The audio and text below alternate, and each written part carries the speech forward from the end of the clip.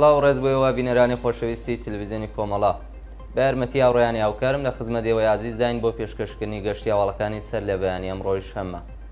سەرەتا سەردیاری گرنگترین هەواڵەکان: برینداربوونی کۆڵبەرێک لە سنووری بانە، جادەکانی مەرگ لە ورمێ و برینداربوونی چەندین کەس لە ڕووداوی هاتوچۆ، درێژەی مانگرتنی کرێکارانی کارخانەی ئۆزاک لە ئۆرفای باکووری کوردستان، لە سەرکاردەرکردنی معالیمێک لە پارێزگای هەمەدان، داخستنی شاری کتێبی ناوەندی تاران بە بیانوەی حیجاب، هۆشداری ڕێکخراوی لێبوردنی نێودەوڵەتی سەبارەت بە ئەعدامی 5 بەندکراو لە ئێران و ڕێپێوانی لایەنگرانی فەلەستین لە چەند وڵاتی جیهان.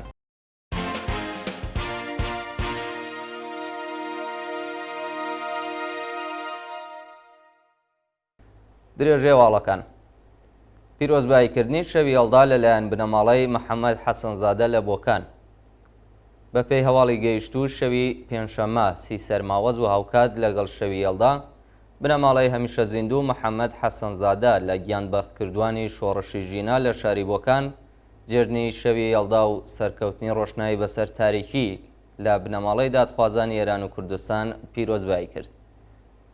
بەپێی ڕاپۆرتە کاگ ئەحمەد حەسەنزادە، باوکی هەمیشە زیندوو محەممەد حەسەنزادە گیانبەختکردووی شۆڕشی ژینا لە گرتە ڤیدیۆیەکدا هاتنی شەوی چلەی لە هەموو بنەماڵەی گیانبەختکردوان و تێکۆشەرانی ڕێگای ئازادی و بەرابەری پیرۆزبایی کردووە. ناوبراو هەروەها پەخشانێکی پێشکەش بە یادی هەموو گیانبەختکردوان بە تایبەت محەممەدی کوڕی کرد و یادی هەمویانی بەرز نرخان. برینداربوونی کۆڵبەرێک لە سنووری بانە. لە ڕۆژانی ڕابردوودا کۆڵبەرێکی خەڵکی بۆکان بە ناوی زانیار سەبور تەمەن 23 ساڵ بە تەقەی هێزەکانی ڕژیم لە سنووری بانە بریندار کراوە. بە پێی راپۆرتی کۆڵبەر نیوز، شەوی چوارشەممە 29 سەرماوەزی 1402 هەتاوی کۆمەڵە کۆڵبەر کەوتونەتە بۆ سێ هێزەکانی ڕژیم لە سنووری ئەنگەژاڵی بانە و ڕاستەوخۆ تەقەیان لێکراوە. لە ئەنجامی دەستڕێژی گولەی سەرکوتگەرانی ڕژیم، کۆڵبەرێکی خەڵکی بۆکان بە ناوی زانیار سەبور تەمەن 23 ساڵ بە سەختی بریندار و ڕەوانەی نەخۆشخانە کراوە. جادەکانی مەرگ لە ورمێ و برینداربوونی چەندین کەس لە ڕووداوی هاتوچۆدا. ڕۆژی هەینی 1 بەفرامباری 1402 هەتاوی بەهۆی پێکدادانی نێوان بارهەڵگرێک و چەند ئۆتۆمبیلی سەواری لە مێحوەری ورمێ بۆ سەر 26 هاوڵاتی بریندار بوون. بە پێی راپۆرتەکان، ڕووداوەکە لە نێوان کامیۆنێک و دو ئۆتۆمبیلی سەمەند و پڕاید لە جادەی نێوان ورمێ و سەر و ڕوویداوە، بەهۆیەوە 26 کەس بریندار بوون کە برینی 15 کەسیان سووک بووە، بەڵام 11 کەسیان برینەکەیان قورس بووە و ڕەوانەی نەخۆشخانە کراون.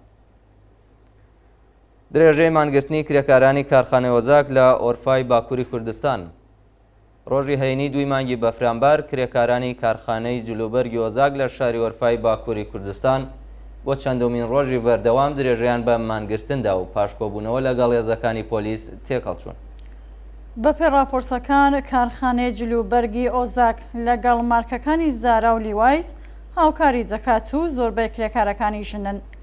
ماوەی 1 مانگە کرێکارانی ئەو کارخانە دژ بە جۆخی خراپی پیشەوی و معیشەتی مانیان گرتووە و خوازیاری دامەزراندنی و ڕێکخراوەی کرێکاری سەربەخۆن، بەڵام خاوەنکار و سەرۆکی سندیکای زەرزی کرێکاران کە سەر بە دەوڵەتە بە یارمەتی هێزەکانی پۆلیس هێرش دەکەنە سەر کرێکاران و تا بە ئەمڕۆ چەند کرێکاریان دەست بەسەر و لەسەر کاردار کردووە.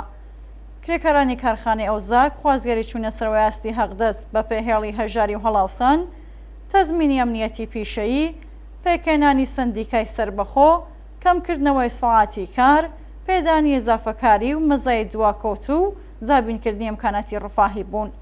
جێگەی ئاماژەیە کە ڕۆژی هەینی سەرجەم ئیتحادیە کرێکاریەکانی ئەوروپا پشتیوانیان لە کرێکارانی مانگرتووی کارخانەی ئەوزاک کردووە و هۆشداریان داوەتە دەوڵەتی تورکیا کە مافی کرێکاران پێشێل نەکات.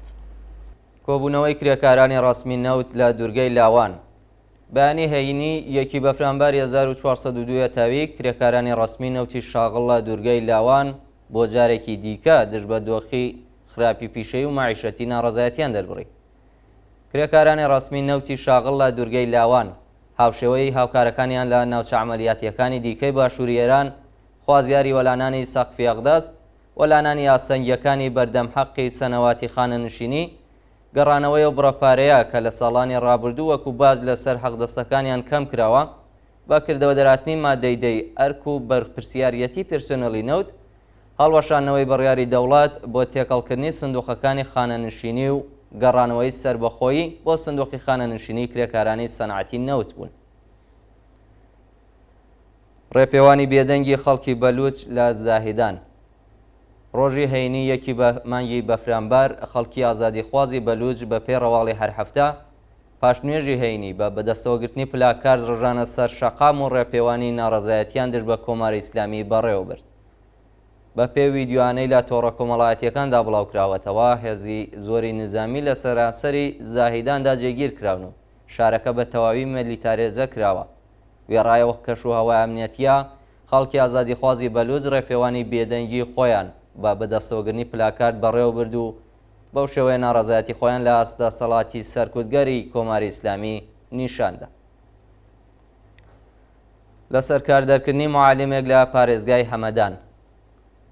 بە پێی راپۆرتی شۆڕای سنفی فەرهەنگیانی ئێران، معالمێکی خەڵکی شارستانی ڕەزەنی سەر بە پارێزگای هەمەدان بە ناوی نیما سۆهرابی نژاد لەلایەن دیوانی دادی ئیداری وڵات لەسەر کارەکەی دوورخراوەتەوە. نیما سۆهرابی نژاد پێشتر لەلایەن دەستەی بەرەنگاربوونەوە لەگەڵ هەڵە ئیداریەکانی ئامۆزش و پەروەرشی هەمەدان لەسەر کار دەرکرا بوو. پاش دەربڕینی ناڕەزایەتی لە ئاستا و حکومە لقی 26 دیوانی دادی ئیداری لە تاران سزاکەی پشتڕاست کردەوە و چالاکە سێنفی لە کارەکەی دوورخستەوە.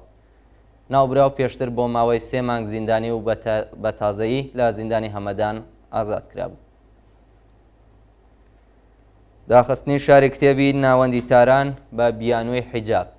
بە پێی راپۆرتی چالاکانی مەدەنی، ئیدارەیە ماکنی تاران شاری کتێبی ناوەندی تارانی بە بیانووی ڕەچاونەکردنی یاسای حیجابی ئیجباری پۆلۆم کردووە. بە پێی زانیاریەکان، مامورانی ئیدارەیە ماکنی تاران کاتژمێر 12 نیوەڕۆی هەینی دەرگای شاری کتێبی ناوەندی تارانیان پۆلۆم کردووە. لە بەڵگەی داخستنی و ناوەندە فەرهەنگیەدا هۆکاری پۆلۆمکردنی پابەند نەبوون بە یاسا سنفیەکان لەلایەن وەزارەتی کیشوەر پەسەندکراوە و پێشکەشکردنی خزمەتگوزاری بەژنانی بێحیجاب هاتووە. هۆشداری ڕێکخراوی لێبوردنی نێودەوڵەتی سەبارەت بە ئیعدامی 5 بەندکراو لە ئێران.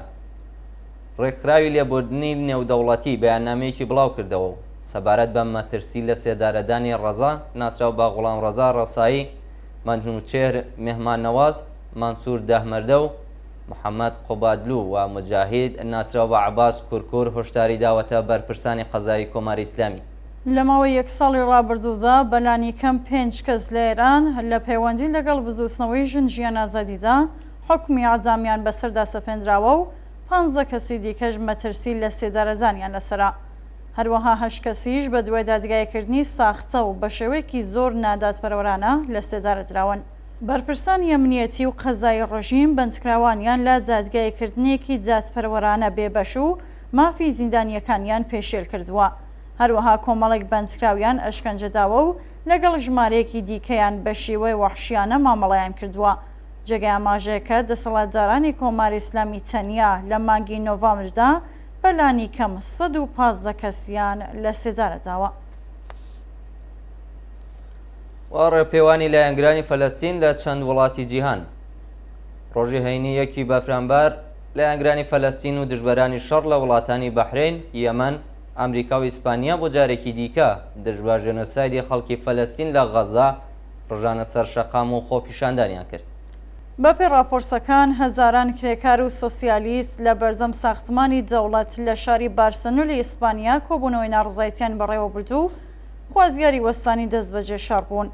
هەروەها هەزاران کەس لە وڵاتانی بەحرین و یەمەن دژ بە هێرشەکانی ئیسرائیل بۆ سەر غەزە و گیانەدەستانی هەزاران کەس خۆپیشاندانیان کردووە و لە شاری نیویۆرکی ئەمریکا کرێکاران و یەهودیە دژبەرەکانی شەڕ ڕژانە سەر شەقام و حمایەتەکانی ئەمریکایان لە دەوڵەتی ڕازگەرای ئیسرائیل مەحکوم کرد و خوازیاری ڕاگررتنی شەڕ و ڕاگەیاندنی ئاگربەستی هەمیشەی بوو. بینەرانی خۆشەویست، گەشتی هەواڵەکانتان پێشکەش کرا شاد و کامەران.